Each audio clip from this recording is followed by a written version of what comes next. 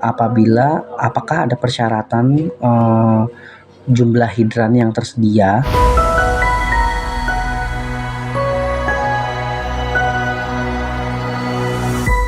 Assalamualaikum warahmatullahi wabarakatuh. Sehat-sehat selalu.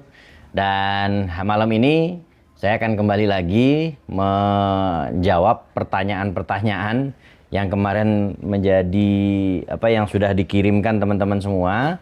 Pertanyaan-pertanyaan tersebut ya cukup menarik. Oke, kira-kira pertanyaan siapa yang malam ini? Oke, baik. Kita simak terlebih dahulu apa yang menjadi pertanyaannya Mas Abdi. Nah, ini sudah kelihatan ya pertanyaannya ya? Belum, orangnya. Oke.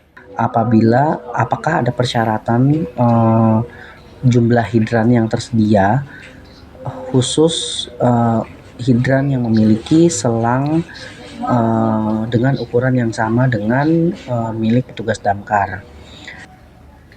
Oke. Baik, pertanyaannya gini.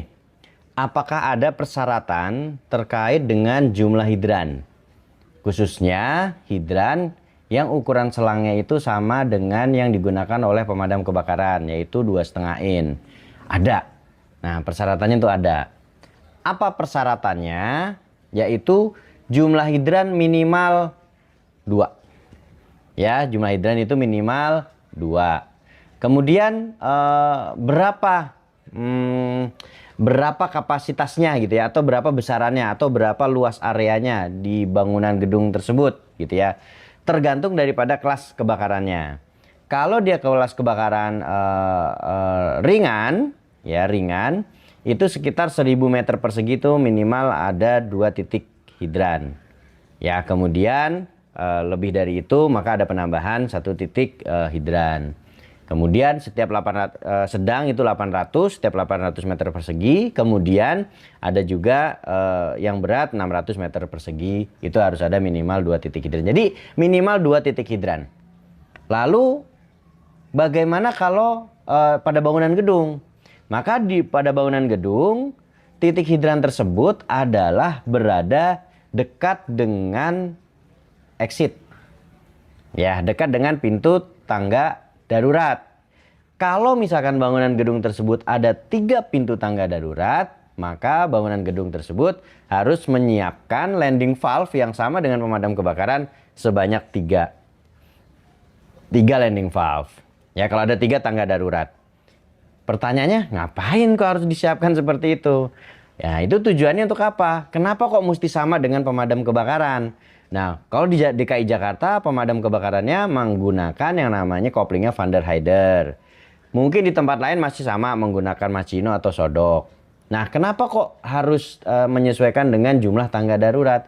Hal ini hubungannya dengan bagaimana kinerja nanti yang dilakukan oleh pemadam kebakaran setempat. Pemadam kebakaran setempat tadi bisa jadi naik atau masuk ke dalam sebuah bangunan gedung itu melalui tangga darurat.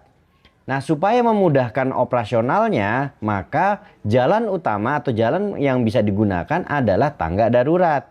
Nah, supaya mudah operasional, maka landing valve atau kopling pemadam kebakaran yang besar ukuran 2,5 in tadi harus sama letaknya di dekat dengan pintu tangga darurat. Jadi pemadam kebakaran nggak akan nyari-nyari lagi. Oh, di mana nih? Pintunya nih ada di mana nih gitu ya. Gambarannya seperti itu. Jadi menyesuaikan dengan apa yang akan terjadi ke depannya, perencanaannya terkait dengan jumlah tangga darurat. Oke. Nah, jadi hidrannya menyesuaikan ya, menyesuaikan. Nah, untuk bangunan gedung bisa menggunakan, masih ingat kan kelas-kelas hidran? Ada kelas 1, ada kelas 2, ada kelas 3. Di bangunan gedung, bisa jadi bangunan gedung tersebut menerapkan hidrannya itu hanya hidran kelas 2. Yaitu apa? Yaitu nozzle-nya atau selangnya atau landing valve-nya yang ukuran kecil 1,5 in. Lalu yang 2,5 in-nya taruhnya di mana? Taruhnya di shaft pemadam kebakaran atau dekat dengan tangga darurat atau di dalam tangga darurat. Itu boleh seperti itu. Ya, jadi tidak harus berada di koridor lantai, tapi bisa jadi di tangga darurat atau di shaft pemadam kebakaran. Gitu. Jadi itu nanti ketika pemadam kebakaran datang langsung masuk tuh koplingnya, langsung menyambung untuk melakukan upaya pemadaman. Ya itu gambarannya seperti itu.